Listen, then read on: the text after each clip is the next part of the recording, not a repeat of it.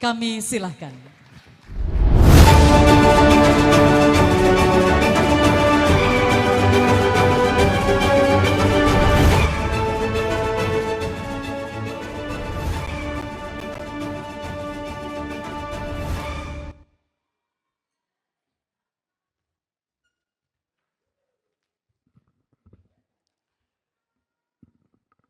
Bismillahirrahmanirrahim. Assalamualaikum warahmatullahi wabarakatuh. Alhamdulillahirrabbilalamin. Wassalatu wassalamu ala asyrafil anbiya'i wal mursalin sayyidina Muhammad wa ala alihi wa sahbihi ajmain. Yang saya hormati dan muliakan Bapak Ketua Majelis Ulama Indonesia, Bapak Kiai Haji Anwar Iskandar.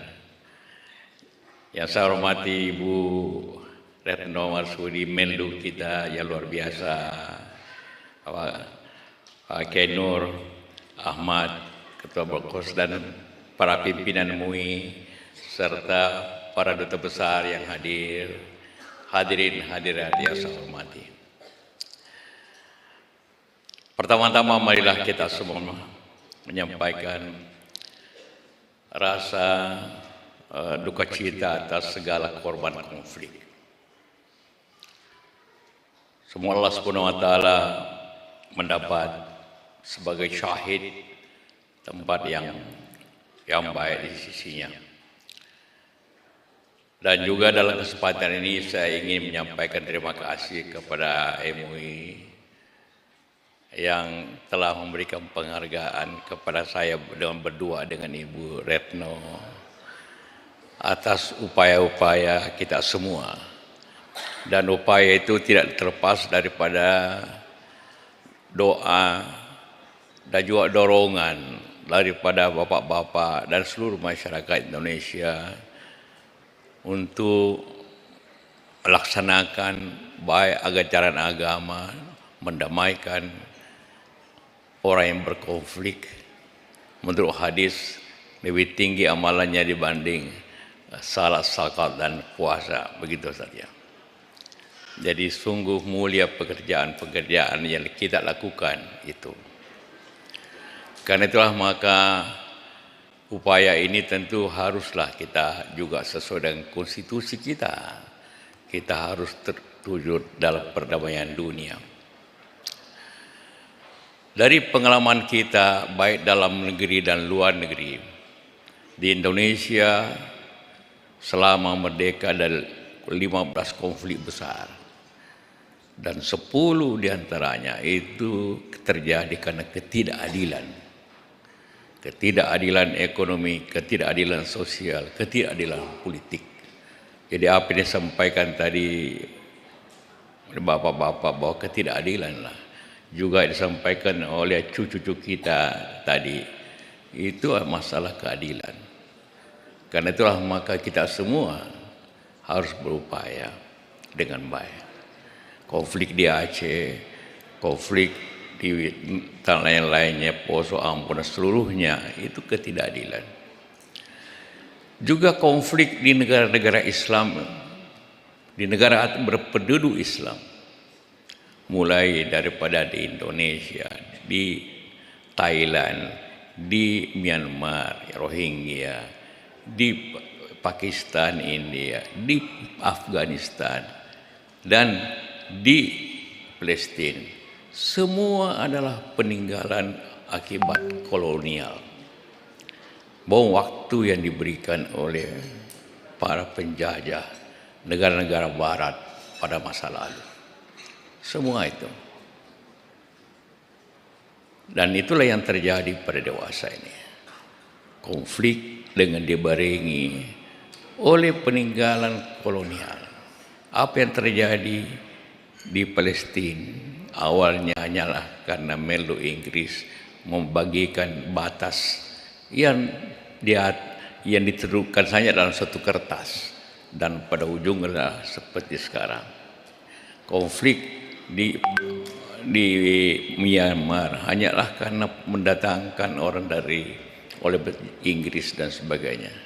Konflik jadi hubungan antara warisan kolonial, kemudian ketidakadilan, dan juga karena upaya-upaya penguasaan ekonomi menyebabkanlah konflik dan penjajahan baru di muka bumi ini. Dan tentu ini sangat berbahaya pada masa datang. Juga tentu masalah agama, ujungnya telah menimbulkan masalah-masalah seperti ini. Apa yang kita terjadi? Tentu kita sangat menghargai upaya para pejuang-pejuang dimanapun. Adalah keberanian dan juga perlawanan. Tapi keberanian saya tidak cukup. Sekarang ini apa yang terjadi kita lihat di Palestina. Keberanian para jihadis di Gaza, sekarang ini di Lebanon dan sebagainya. Luar biasa keberanian dan juga perjuangannya. Tapi kita tidak bisa melawan teknologi. Perang sekarang adalah perang teknologi yang kita tidak kuasai. Karena itulah maka pada masa datang tantangan kita bukan hanya tantangan dari pihak ingin menguasai, tapi tantangannya kepada teknologi. Negara-negara Islam tidaklah miskin. Banyak negara Islam yang kaya luar biasa. Negara-negara penghasil minyak di Timur Tengah sungguh luar biasa kayanya. Tetapi tidak bisa hanya dengan kekayaan, tidak bisa hanya keberanian, tapi teknologi mengalahkan semuanya. Karena itulah maka doa kita dan upaya kita bukan hanya dalam menghadapi. Kalau kita hanya berteriak, kita hanya rapat umum, kita hanya rapat akbar, kita hanya setelah itu pulang ke rumah dengan segala